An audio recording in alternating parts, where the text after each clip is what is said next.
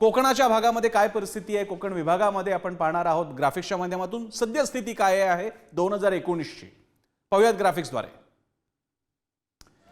कोकणात एकूण जागा आहेत 15, भाजप 3, शिंदेची शिवसेना 6, अजित पवारांची राष्ट्रवादी 2, काँग्रेसचा एकही आमदार नाही, ठाकरेंची शिवसेना 3, शरद पवार यांची राष्ट्रवादी 0 आणि इतर 1। म्हणजेच शिवसेना जेव्हा 1 होती तेव्हा बहुमत होतं, जास्त जागा शिवसेनेच्या होत्या, मात्र आता 2 झाल्यामुळे थोडा आकडा कमी जास्त झालेला आहे। शिवसेनेतली फूट, नारायण राणे विरुद्ध ठाकरेंची शिवसेना वाद, सिंधुदुर्गातील शिवाजी महाराज पुतळा दुर्घटना प्रकरण आणि अन्य काही प्रकल्प जे तिकडे येत आहेत त्या अनुषंगाने सुद्धा रखडलेला मुंबई गोवा महामार्ग सगळ्यात मोठा, आंबा काजू बागायतदारांचे प्रश्न, मच्छीमारांचे प्रश्न, पर्यटन चालना आणि रोजगार निर्मिती हे असे मुद्दे असतील की ज्या बाबतीत कोकणचे मतदान करू शकतील। प्रत्येक रायगडचे वेगळे पुन्हा प्रश्न आहेत, रत्नागिरीचे वेगळे, सिंधुदुर्गचे आहेत, पण सारण ढोबळमानाने हे सगळे मुद्दे आहेत की ज्या पार्श्वभूमीवर मतदान होईल। उमेश बुचडे आपल्यासोबत आहेत, त्यांच्याकडे जाऊयात। उमेश, आम्हाला सांगा कोकणाच्या पार्श्वभूमीवर सध्या काय वारं कसं वाहतंय, परिस्थिती कशी आहे, कोणाला धक्का कोणाला फायदा, काय बघाल? प्रसन्न जर कोकणामध्ये पाहिलं तर रत्नागिरी असेल, रायगड असेल, सिंधुदुर्ग असेल या विभागामध्ये प्रथमतः जे मुद्दे आहेत, राजकारणाचे जे मुद्दे आहेत तो आंबा बागायतीचा प्रश्न असतील, जे मच्छीमार यांचे प्रश्न असतील, तर छत्रपती शिवाजीरावांचा पुतळा कोसळला तो एक राजकारणाचा मुद्दा आहे। आणि या सध्याच्या पार्श्वभूमीवर जर बघायला गेलं तर शिंदे शिवसेना आणि ठाकरे हे 2 गट झाल्यामुळे कुठेतरी आपण जर सिंधुदुर्गापासून सुरुवात केली, जर पहिलं सावंतवाडी जो मतदारसंघ आहे तिथे दीपक केसरकर हे शिंदे गटाचा आहे, त्यांच्या विरोधात भाजपने देखील बंड पुकारलेला आहे। भाजपचे जे तिथले राजन तेली आहेत त्यांनी आपण शिवसेनेचं काम करणार नाही, दीपक केसरकरांचं काम करणार नाही असं देखील काल मेळाव्यात सांगितलं। त्यामुळे कुठेतरी त्याचा विचार केला जाईल। दुसरीकडे बघितलं तर कुडाळ मालवण मतदारसंघ आहे, जो वैभव नाईक तिथले शिवसेनेचे जे ठाकरे सेनेचे आमदार आहेत त्यांच्या विरोधात उमेदवारी हे निलेश राणे म्हणजे निलेश राणे इच्छा व्यक्त केली आहे। त्यांना उमेदवारी मिळाल्यानंतर ते कुठल्या पक्षातून उभे राहतात हे देखील पाहावं लागेल। मी तुम्हाला थोडंसं थांबवतोय। गणेश जेठे आपल्या सोबत आहेत, पुढारीच्या सिंधुदुर्ग आवृत्तीचे संपादक, त्यांच्याकडे जाऊयात। गणेश जेठेजी, आपलं स्वागत आहे।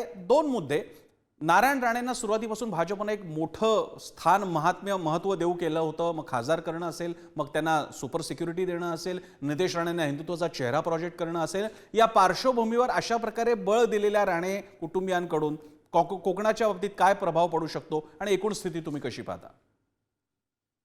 निवडणूक जाहीर झाल्यानंतर अजूनही परतीचा पाऊस कोकणामध्ये सुरू आहे आणि विधानच्या कडकडाबरोबर आता निवडणुकीचा गडगडाट पण सुरू झालेला आहे। आणि महत्वाचा मुद्दा असा आहे की राणे यांना बळ भाजपने दिलेलंच आहे।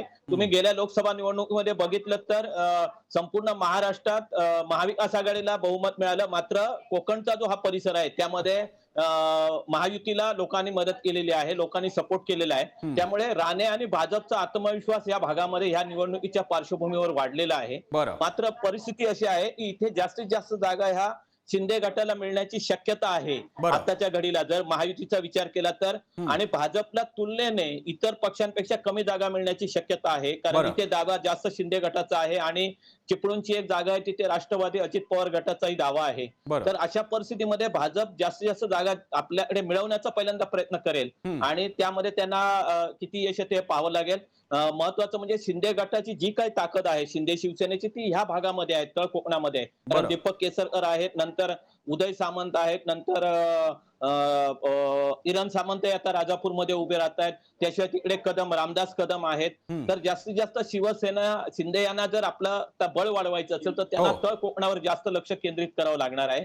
आणि नाही म्हटलं तरी राणे भाजपकडून खासदार म्हणून निवडून आल्यानंतर स्वाभाविकपणे भाजपचा अपेक्षा वाढलेल्या आहेत आणि त्यांचा आत्मविश्वास वाढलेला आहे की जास्तीत जास्त हीच वेळ आहे भाजपला इथे जास्तीत जास्त आमदार म्हणून निवडून आणण्याची, असा एक भाजपचा स्ट्रॅटेजी आहे या ठिकाणी। बरं जेठेजी, एक आणखी मुद्दा म्हणजे कोकणाचे स्वतःचे, मग तुम्ही जे आता सांगितलं ते राजकारण झालं, पण राजकारणाच्या पलीकडे जे पायाभूत सुविधा, सामाजिक आणि अन्य बाकीचे प्रश्न आहेत, मुंबई गोवा महामार्ग सगळ्यात मोठं उदाहरण घेऊयात, किंवा सिंधुदुर्गाला झाला छत्रपती शिवाजी महाराजांच्या पुतळ्याबाबतचा मुद्दा असेल, प्रकल्पांच्या बाबतीतले मुद्दे असतील, याचा प्रभाव कितपत पडेल?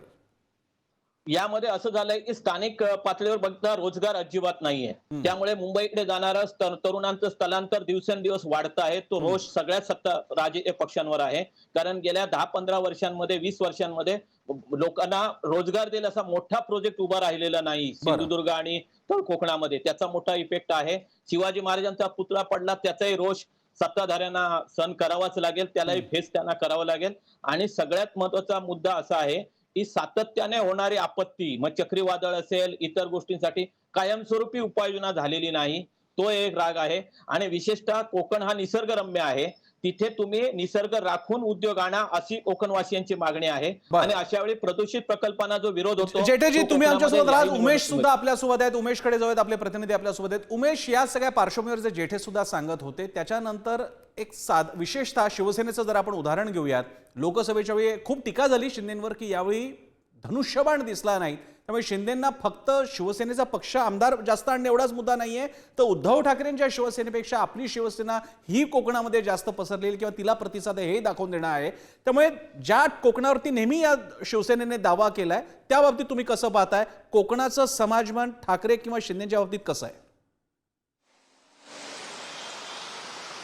निश्चितच याला जोडून मी एक सांगतो की राजापूरची जी सीट आहे ती ठाकरे सेनेकडे आहे, राजन सावंतले आमदार आहेत, पण तिथे आता किरण सामंत हे उमेदवार आहेत आणि त्यामुळे कुठेतरी ती सीट आपल्याकडे ओढण्यासाठी शिंदे शिवसेनेचे प्रयत्न आहेत. कारण किरण सामंत हे खासदारकीसाठी इच्छुक होते आणि त्यानंतर त्यांना थांबवण्यात आलं, भाजपकडून देखील सांगण्यात आलं आणि त्याच्यानंतर त्यांनी आमदारकीसाठी काम केले आणि राजन साळवी यांच्या विरोधात त्यांनी बंड थोपटले आहे. ते देखील आता तिथे इच्छुक उमेदवार आहेत, ते आमदारकीचा फॉर्म देखील भरणार आहेत. त्यामुळे कुठेतरी ठाकरे सेना आणि ही शिंदे सेनेमध्ये हे शीतयुद्ध नेहमी चालू राहील, कारण त्यांचे बंधू हे उदय सामंत हे रत्नागिरीतून निवडणूक लढणार आहेत. आणि केसरकर बघितलं तर केसरकर हे सिंधुदुर्गामध्ये शिवसेनेचे नेतृत्व करत आहेत, शिंदे शिवसेनेचं. आणि कुठेतरी ठाकरे विरुद्ध शिंदे शिवसेना म्हणजे जर कुडा आणि मालवण जो मतदारसंघ आहे तो वैभव नाईक यांच्याकडे आहे ठाकरे सेनेच्या, आणि त्यामुळे ठाकरे सेनेचं जे काम आहे ते एकमेव आमदार हे इथले वैभव नाईक करत आहेत. त्यांच्या विरोधात दीपक केसरकर आहेत, हे शिंदे सेनेचे. म्हणजे कुठे ना कुठे ठाकरे सेना आणि शिंदे सेना यांच्यात कुठेतरी आपल्याला हे ताणतणाव पाहायला मिळाला. अतिशय महत्त्वाचं म्हणजे दोन्ही शिवसेनांमध्ये कोकण मिळवण्यासाठी ताणतणाव आहेत. कोणीच दावा करू शकत नाही की कोकण आमचं आहे. अतिशय महत्त्वाच्या बातमीसाठी, या विश्लेषणासाठी आपल्या दोघांचे सुद्धा आभार.